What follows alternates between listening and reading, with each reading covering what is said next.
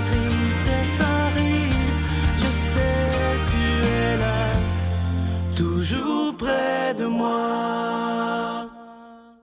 Bon vendredi, bienvenue à votre émission de la Victoire de l'amour. J'espère que vous allez bien ce matin. Je vous rappelle que pour le Téléthon de la Victoire de l'amour, nos bureaux seront ouverts dès 5h30 ce matin. Je vous remercie d'avance de ce que vous ferez pour la Victoire de l'amour. Mais avant, on va rejoindre notre amie, elle est médecin en ORL et chirurgienne également, la docteure Valérie Julie Brousseau et l'homélie avec Luc Faneuf.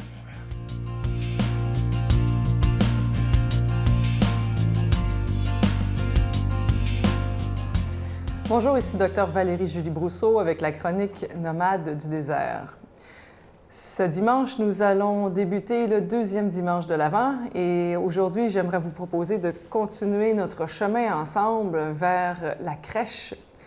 Je vous propose aussi aujourd'hui de réfléchir sur ce chemin que nous avons à parcourir et sur entrer à l'Église. Qu'est-ce que je veux dire par cette entrée à l'Église? D'abord, si je me dirige vers Dieu, il faut que je réalise que Dieu vient aussi vers moi. C'est d'abord lui qui vient à moi. Mais il y a toujours un chemin à parcourir. La question est comment je me prépare à cette rencontre. Quand je pars pour aller à l'église, d'habitude, le dimanche, je mets mes plus beaux atours, je mets mes beaux vêtements, on fait ça en groupe, en famille, on se dirige, on voit le magnifique extérieur de l'église, le parvis, on monte le parvis et on franchit la porte. Il y a une dynamique similaire à faire à l'intérieur. Ce que nous faisons à l'extérieur pour nous rendre à l'église doit devenir un symbole de ce qui se passe à l'intérieur de nous. C'est-à-dire, à l'intérieur de moi, si je veux aller rencontrer Dieu, si je veux prier, j'ai un chemin à faire. Je dois sans doute prendre un espace par rapport au bruit, par rapport à mon travail, à mes activités. Je dois créer un environnement qui est beau, qui rappelle la beauté, qui rappelle la présence divine. Alors, c'est l'Avent, pourquoi pas avoir sur la table quelques chandelles que nous pourrons allumer avec une Bible pour rendre la parole présente physiquement. Ensuite, je veux me disposer intérieurement en laissant de côté mes soucis. Je ne les laisse pas de côté derrière moi, je les laisse de côté devant moi pour que Dieu puisse les prendre. Et je veux essayer de créer un espace de silence, comme l'intérieur d'une église, où je peux arriver à me recueillir, où je peux arriver à faire un certain vide pour que ce vide puisse être rempli par Dieu. Dans cette dynamique, il y a toujours l'autre côté qui est Dieu qui vient. Alors imaginez que quand vous rentrez à l'Église, Dieu, son ciel, c'est votre âme. Dieu vient à vous, Dieu veut venir chez vous. Pour venir, Dieu a besoin de faire lui aussi un chemin.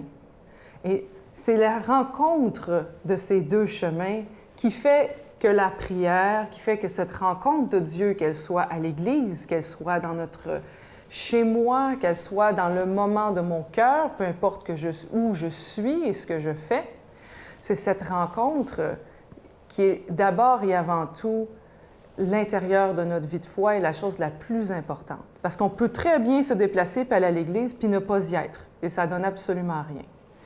Alors, ce que j'aimerais qu'on réfléchisse ensemble cette semaine, c'est comment on se rend à cet espace où Dieu peut nous rencontrer et comment est-ce qu'on peut faciliter le chemin aussi de l'autre, le chemin de mon frère, de ma sœur, le chemin de Dieu vers moi pour une rencontre profonde, une rencontre où peut germer la joie, une rencontre où on peut partager l'essence de notre vie. Je vous souhaite une excellente semaine. Notre Père qui es aux cieux, que ton nom soit sanctifié, que ton règne vienne, que ta volonté soit faite sur la terre comme au ciel. Donne-nous aujourd'hui notre pain de ce jour. Pardonne-nous nos offenses comme nous pardonnons à ceux qui nous ont offensés. Ne nous laisse pas entrer en tentation, mais délivre-nous du mal, car c'est à toi qu'appartient le règne, la puissance et la gloire pour les siècles des siècles. Amen. Mon Père, je m'abandonne à toi. Fais de moi ce qu'il te plaira. Quoi que tu fasses de moi, je te remercie. Je suis prête à tout, j'accepte tout, pourvu que ta volonté se fasse en moi, en toutes les créatures. Je ne désire rien d'autre, mon Dieu. Je remets mon âme entre tes mains. Je te la donne, mon Dieu, avec tout l'amour de mon cœur, parce que je t'aime. Et que ce m'est un besoin d'amour, de me donner, de me remettre entre tes mains, sans mesure, avec une infinie confiance, car tu es mon Père.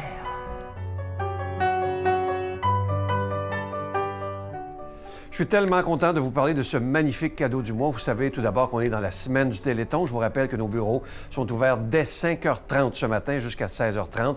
Le cadeau du mois, évidemment, il y a toujours l'ange de Noël, mais le cadeau du mois de décembre, il est absolument magnifique. Il a été fait sur mesure pour la victoire de l'amour avec tout ce qu'on vit. Il s'agit du pendentif de Marie, mère de tendresse, priant pour nous. Ça veut dire qu'il prie pour nous dans ces moments très difficiles qu'on vit présentement. Ce bijou, il est déjà béni, il est en acier inoxydable, donc ça ne ternira pas.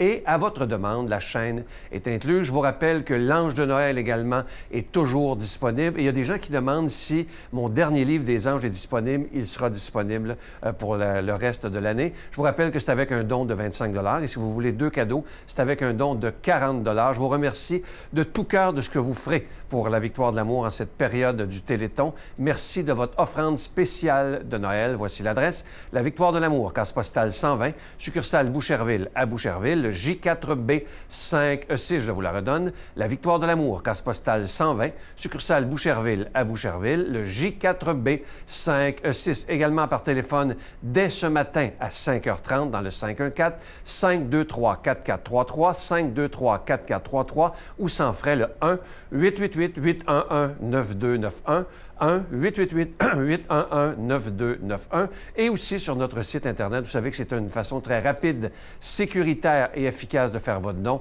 le www.lavictoiredelamour.org. Merci de tout cœur de votre don spécial pour le Téléthon. Merci de votre offrande spéciale également de Noël.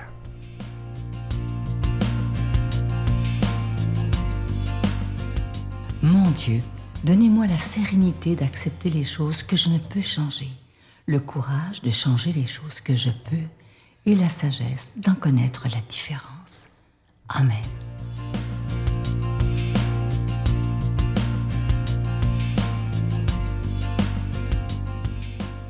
Qu'est-ce qu'on a besoin du temps de l'Avent? Qu'est-ce qu'on a besoin de Noël? Qu'est-ce qu'on a besoin de ce mystère, de la contemplation de ce mystère de Jésus enfant?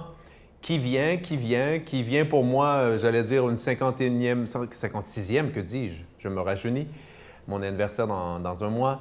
Donc, dans ma vie, mais c'est un mystère qui, voilà, on ne se tanne jamais de le contempler. Et on va voir que dans l'Évangile d'aujourd'hui, en préparation à ce grand mystère, n'est-ce pas, de Noël, on va être invité à comparer notre foi à celle de 2 aveugles qui ont été croisés par Jésus sur le bord du chemin. Donc, demandons à l'Esprit Saint de venir habiter nos cœurs afin de l'élargir, nous préparer à recevoir cette parole qui a été, voilà, qui est son cadeau à chaque jour, un cadeau de Noël pour nous. Jésus était en route. 2 aveugles le suivirent en criant « Aie pitié de nous, fils de David !» Quand il fut dans la maison, les aveugles l'abordèrent et Jésus leur dit « Croyez-vous que je peux faire cela ?» Ils répondirent « Oui, Seigneur !» Alors il leur toucha les yeux en disant « Que tout se fasse pour vous selon votre foi. » Leurs yeux s'ouvrirent et Jésus leur dit sévèrement « Attention, que personne ne le sache. » Mais à peine sortis, ils parlèrent de lui dans toute la région. Acclamons cette parole de Dieu. Merci Seigneur Jésus. Le texte d'aujourd'hui nous rappelle que oui, le cœur de notre relation avec Jésus, sa vitalité, là, sa vie même de cette relation-là, c'est la foi qu'on a en lui. Mais avant, permettez-moi quelques mots sur l'Avent. Vous savez, j'aime vraiment beaucoup l'Avent. On a 2 temps liturgiques extrêmement forts dans l'année. L'Avent est un de ces 2 temps-là, évidemment Pâques étant le second. L'Avent, c'est extraordinaire parce que l'Avent, c'est la contemplation du premier grand mystère. Le mystère à l'origine, j'allais dire du second, celui du mystère de Pâques, de notre salut.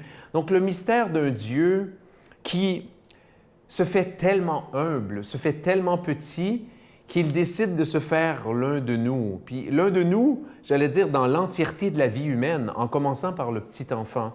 Si vous avez eu le bonheur, comme moi, de tenir un enfant dans vos bras, moi, plusieurs fois, j'en ai eu 5, vous savez la fragilité d'un enfant. Vous savez forcément l'humilité d'un enfant, sa toute impuissance. Et il y a quelque chose d'extraordinaire là-dedans. Il y a une leçon parce que en acceptant l'incarnation de venir dans la chair, Dieu, au fond, nous dit, ben voilà, vous savez cette conception peut-être que vous avez de moi, hein? Dieu tout-puissant, puis un Dieu qui va imposer ses volontés, puis oh, un Dieu qui a besoin d'être craint, respecté, puis tout ça, ben voilà, vous avez tout faux. Vous avez tout faux. Dieu est humble, infiniment humble. Dieu vient comme ça dans l'humilité d'un enfant. Puis là, je sais que vous pensez tout de suite, oui, l'humilité de la croix aussi. Dieu accepte d'être tué par nous, n'est-ce pas? Et évidemment, d'ajouter le pardon qui est la résurrection. On en reparlera dans le temps de Pâques. Donc, magnifique mystère que cette volonté, ce désir d'un Dieu qui veut partager notre route, d'accord? Puis je vais partir de là pour commenter le texte. Le texte dit « Jésus était en route ». Un petit peu dans la ligne de cette contemplation de mystère de Noël qui arrive, Dieu qui vient à notre rencontre. C'est ça toute l'histoire de la Bible, messieurs, dames. C'est beaucoup de livres, la Bible, hein? C'est 73 livres. Mais essentiellement, l'Ancien Testament, comme le Nouveau, c'est quoi? C'est un Dieu qui vient à la rencontre des humains. Dieu qui vient à la rencontre des humains, Dieu qui marche sur la route avec nous. Il y a un paquet de religions dans le monde. Puis dans plusieurs de ces religions-là, Dieu est distant ou Dieu est effrayant. Il faut, voilà, avoir peur de lui. Le Dieu des chrétiens, le Dieu des Juifs et des chrétiens, c'est un Dieu qui vient sur la route, qui vient à notre rencontre. Et précisément parce qu'il vient à notre rencontre, on peut le rencontrer. Voyez? Et c'est là que l'expérience extraordinaire de la rencontre de Dieu se produit. Et c'est là qu'on est renvoyé, bon, à l'exemple d'aujourd'hui. On a des gens qui répondent à la proposition de Dieu. On a ces aveugles-nés qui savent reconnaître en Jésus Dieu qui vient à leur rencontre. Et parce qu'ils ont la foi, parce qu'ils ouvrent leur cœur, parce qu'ils lui font confiance, Jésus, Dieu, peut changer quelque chose dans leur vie. Voilà tout le mystère, messieurs, dames. Dieu s'offre à vous tous les jours depuis votre naissance, à votre voisin, à votre voisine, à tout le monde. Mais la différence entre peut-être vous et moi et ces gens-là qui ne croient pas en Dieu, c'est qu'ils refusent, pour des raisons qui leur appartiennent, d'ouvrir leur cœur à Dieu. Mais à la seconde où on ouvre, puis par la prière, la méditation, ce que vous faites aujourd'hui, bravo, on dilate notre cœur, on lui fait toujours de plus en plus de place pour que Dieu vienne habiter notre vie, la transforme et qu'il puisse nous dire comme aux aveugles, avez-vous vraiment la foi? Croyez-vous vraiment cela? Que Dieu vous bénisse. Père, Fils, Saint-Esprit, bonne journée. Je vous salue Marie, pleine de grâce. Le Seigneur est avec vous. Vous êtes bénie entre toutes les femmes, et Jésus, le fruit de vos entrailles, est béni. Sainte Marie, Mère de Dieu, priez pour nous pauvres pécheurs, maintenant et à l'heure de notre mort. Amen.